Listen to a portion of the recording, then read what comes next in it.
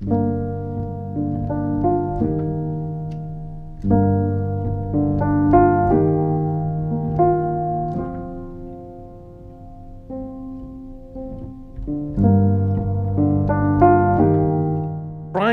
was the type of guy that always looked to help somebody out. When he was young, his friends, if they needed a favor, he was always there to help them out. So he was always looking to help someone, first of all.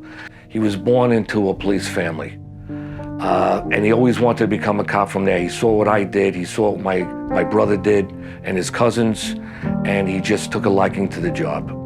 He was a model son. I never had a problem with him. He was a great brother. He got along with my daughter, Christine, tremendously. He was a jokester. He always had a smile on his face. He was always laughing. He loved his dog, Smokey. He had friends. He was just an all-around guy. He played sports. He was a clean-cut kid. Everyone loved him. One thing that sticks out was just really between me and him was I was always a Baltimore Oriole fan, as you could see by some of these jerseys and stuff. So he grew up, he had no choice but being an Oriole fan. And when he was little, I would take him and the family to Baltimore. And then as he got older, we would go on road trips. And we'd go down there and we'd see the Orioles play, we'd stay overnight. We had such a good time, and that really sticks out. The last time we went was October before he passed away in May. And we had a great time, and we would do this a couple of times a year. Brian was a lot of fun as a child. He was always moving, always running and jumping and climbing. And, you know, I used to call him like my little monkey because he just was like nonstop and would climb on top of somebody and then take a flying leap off. And he had an awful lot of energy. And he was he really, you know, he was a typical boy, like, you know, all that kind of stuff. And he loved sports. He was on the Little League, and he really loved basketball also. So he played on the Maria Regina team as well as the school team. And he was really good at it. He was good at taking the foul shots. He was good at the three-pointers.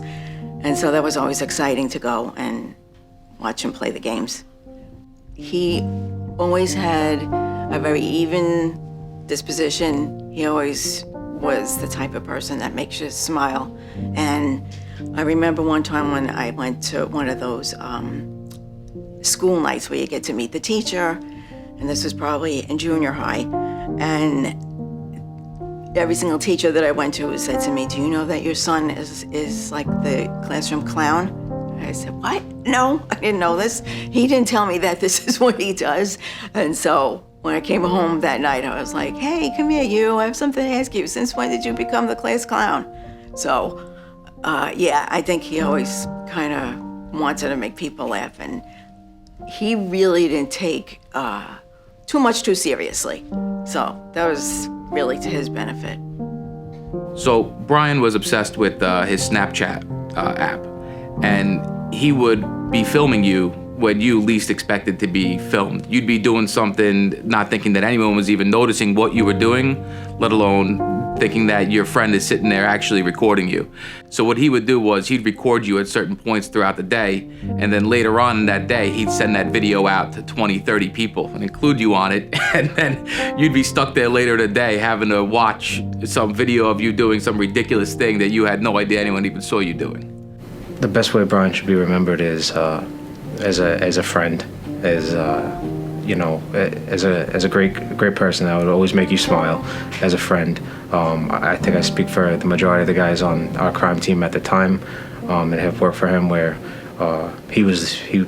best way you could describe him is like your little brother. He was like our little brother. I mean, that's how I viewed him. I have younger brothers. I looked at him as an extension of my family, and all the guys were just as protective of him, but he was a little brother that could piss you off sometimes and could make you laugh almost every other time. He was always the type of guy with a smile on his face. He loved to crack jokes, enjoyed, had a good time. He was the type of guy that would bring props to a party, whether it was wigs or a horse mask, to try to you know, make fun of other people, crack jokes. It was always fun to be around, and everybody looked for him. when there was a party, because he was the, as they say, the life of the party. Well, every moment with Brian was funny. You know, he's a character. We had, he had made a really, really good arrest, which we have a great picture of. I hope it makes it into this video. And there's a big picture of all of us standing around the table with a bunch of guns, money, and drugs that he was responsible for. He was a unique individual, and it was my honor to be the commanding officer and serve with him. You know, I mean, he's only 25 years old, so, you know, I did 30 years on the job, but it meant a lot to me. Cops like that don't come along every day. He came in with a smile, like that's how you knew who he was, you know? So all those pictures that you see of him, that's him, you know? You know how you got that person that comes to work and you enjoy, you look forward to it because you're gonna have a good day. You know, that person's there, we're gonna have a good day because we're gonna make the best of it. And I think that's what it was for that team. And overall, when you look at that crime team, they're amazing. They're absolutely amazing. He was a unique individual, incredible, talented, bright future ahead. No telling how far he would have went on this job if given the opportunity. But unfortunately, we won't, and we will never know. When I think of Brian, I think of a young man that gave. A young man that gave much to our police department and to our entire city. Every day he was with us, we were blessed. Brian's example of bravery and courage and devotion will never be forgotten. So when I think of Brian, I think about the celebration of his life, a life of a true hero, a life that inspired emulation, a life that burned so that the path of others could be lit. Brian's legacy will never be forgotten. When we would have family dinners and everybody's sitting around here and I would be in the kitchen cooking and Brian would make his way in and come and talk to me, and I'd be leaning against one counter, he was with the other counter, and he would tell me what was kind of going on in his life and different things like that. Yeah, it's very enjoyable. When Brian entered a room, you knew he was there. He would always go out of his way to make people feel comfortable and happy, and he'd wind up, everybody was always laughing when Brian was around. He enjoyed making people feel good. You wanted him at your party, you wanted to go to the ball game with him, you wanted to talk about sports with him. Same for me, at my wedding I had a lot of people there from my wife's side of the family from Ireland. Now, most people, they don't know someone, they're not gonna talk to him. Not Brian. They look over, like my dad probably says it better. He's out there introducing himself, having a good time, having a drink, making people laugh, and it was just... He was a fun guy to be around. Yes, you wanted to be around with him, and I tell you, there's a very good part of him. He would make you laugh, would talk to you, would listen to you, all around, great guy. You would always want him at your house party, because not only was he a good guy, but he was fun and really loving. You know, like I said, talk some sports about him, have some laughs with him, and he'll make you laugh no matter what. His character, how he talked to people, he's just an overall really good guy and a guy you could depend on all the time. Police work or not, he was always there for you. Brian was a great cop. Had a great eye for finding things, and more importantly, he could make me laugh for 8.5 hours a day, every day. Just his, the way he can make you laugh, like, you know, certain songs would come on the radio and he'd do things, and even now to this day, certain songs come on the radio and I just, memories flood in about him, about how he used to make me laugh about that song. Just a fun guy to be around, you know. I say it all the time, he'd make me laugh. At home, at work, you know, laying in bed, he'd text me something, make me giggle, you know, that's just, you know, how he was. Not a day goes by where you're not in my thoughts and prayers. I remember every time I'd ask you to do something, you'd say with that great big smile, "Lou, I got this," and it would get done. You are truly an unbelievable person, and you are missed by everyone. He was a lot of fun around family. He loved to be with his family, even when he had appointments to visit his friends after an occasion. He always stayed longer than was set out to be because he really enjoyed staying with his family and laughing with us and stories and having a really good time. He loved his family. He was a hero.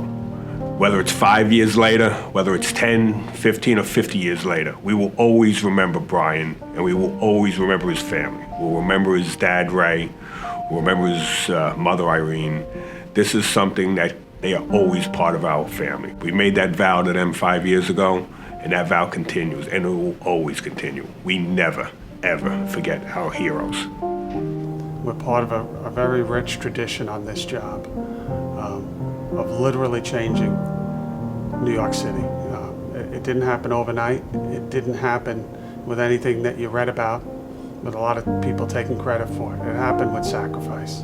And I think that's the legacy of Brian and many heroes like him, that were willing to give their life, to put themselves in harm's way so that people can have a better life.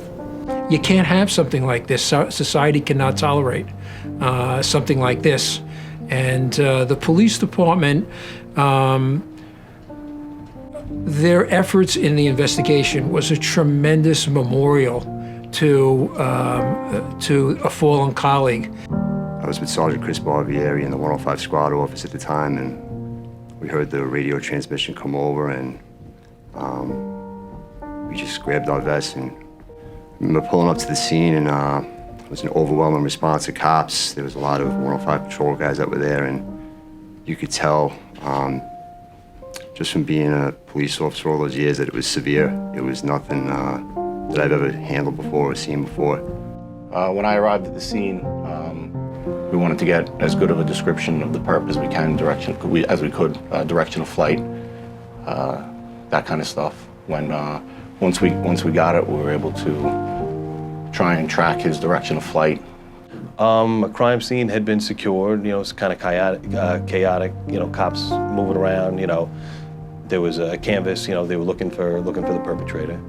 While we were at the scene, I received a text message from my former partner, Sean Ward, who retired, who used to work in the 105 squad, and it was a picture of the perpetrator, Demetrius Blackwell. I had the picture, and I actually was with Colin Sparks. I showed it to him, and he told me that he's like, yo, I just saw that guy. I said, where'd you see him? He goes, I spoke to him in front of that house. He went into that house right there. John Roberts had come up to me and said, listen, they identified, somebody back at the precinct, and showed me a picture of who they identified, and it was one of the people that I just spoke to, the guy who said his name was Anthony Blackman, and his house was actually right on the street where we were. The chiefs that were on the scene and ESU set up on the house, and they began removing each person from the house, one at a time. I walked through the yard, grabbed them, walked them back to the driveway, and Colin Sparks and I handcuffed them. After all was said and done, the investigation just continued. It didn't stop there. It went on for days. There was numerous videos that needed to be collected, people that needed to be spoken to, and all that needed to be wrapped up tight so that we can coordinate with the DA's office as far as what they needed, to really put this thing together. It's an enormous responsibility that a member of service who dies doing his duty, and it could be any police officer that you meet at any time. And you know that you're not just trying to get justice for that poor person who's perished, you're trying to get justice for the uniform. You're trying to get justice for the shield. You're trying to get justice for the department. The evidence was beyond overwhelming. The jury did what was appropriate. The jury did the right thing. And the court, after hearing the victim impact statements from the family, which were very moving, imposed the appropriate sentence. And to the extent justice was done, justice can never bring back a life. It can't bring Brian back to his family or to the police department, the department he loved, but justice was done. I don't think a squad commander could be more proud of the supervisors he had working on, the detectives he had working with him. Sergeant Barbieri, Sergeant Kiefer, they gave everything for this, and they really led this investigation, which came to a conclusion that got some justice for Brian and the family. He should be remembered as a pillar within NYPD. You think about it, he came from a blue blood family. His dad was a cop, his uncle was a cop. He was walking in their footsteps. Brian did was keep people in that part of Queens safe, and he took pride in it. Unfortunately, he was taken away from us too early. Brave, courageous, dedicated, professional. Think about the magnitude, the humanity of Brian risking his lives, like many cops do, giving his life for the city, sure, but in my eyes, it's for his fellow cop. To encapsulate Brian's career and his sacrifice is that Brian is, my brother. He's our brother. He's a brother of every police officer in the New York City Police Department. I think he should be remembered as a committed cop, basically a hero. And, and a lot of people use that word, throw it around, but a guy who gives his life for a job where people don't necessarily appreciate you for doing it, but he doesn't, does it anyway, that's a hero to me. He's a hero. Simple. New York City is definitely a safer place today because of the work that Brian Moore did. Brian will be remembered, not should be remembered. Brian will be remembered as an incredible cop, a good, fine human being that really set an example for us all, putting himself in harm's way to protect the community and giving his life. No greater gift can a man give than to lay down his life for his friends. Brian laid down his life for this community, for all of us, and we will never forget that. They should be remembering that he was a great police officer. He was a guy that was out in the street. He was doing good against evil. That's what he was doing, and he got gunned down because of it. So we have to learn from how he carried himself with the pride as a police officer. So we have to respect the pride he had in his heart for being a police officer. We have to respect the pride he had because he was following in the footsteps of a father that was on the job. We have to remember that. But we also have to remember, and we have to honor. And that's what we'll be doing now as we approach the 5th anniversary of that terrible call we spoke of. And we have to remember that it's not only Brian we have to respect, it's not only Brian we have to honor, but his family too. Because his family then has to carry on each and every day with that pain that, quite frankly, never goes away. Some folks say there's closure. I don't believe that. I believe you get used to the pain.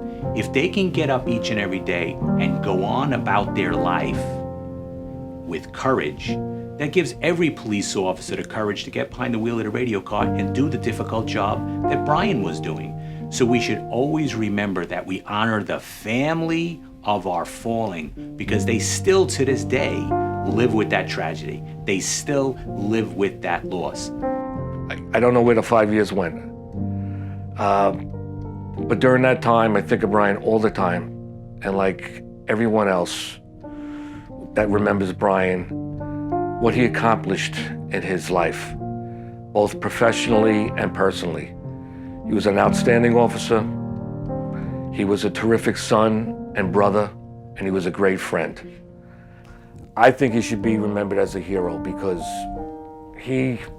what he did, a lot of people wouldn't do. He would run to danger. He would do anything to make the people in New York safe. And it sounds funny that you say that because it sounds like, well, everyone says it. He really did. He was an outstanding cop, and he would do anything he could, in this case, to try to get a gun off the street. He knows how proud I am.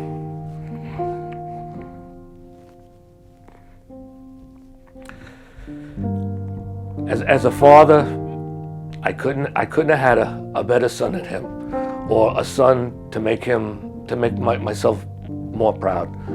There's nothing he could have done, and there's nothing more I could have asked for than the way he lived his life and the way he acted. I'm happy that there's this tribute to Brian this year because it is sort of a milestone already. It's 5 years, which in some ways seems like it was a second ago, and in other ways it seems like it was 100 to 200 years ago. It's very it's a weird thing. Can't really explain it, I guess, unless you go through it. And as time goes on, I want the newer men and women who join the police force to know who Brian was. And he did make the ultimate sacrifice. And it's a very tough thing for a mom and parents and family and his sister and also his girlfriend and aunts and uncles, everybody. It's a tough thing. So that being said, he did make the ultimate sacrifice, and to honor him, I just want to read a short poem.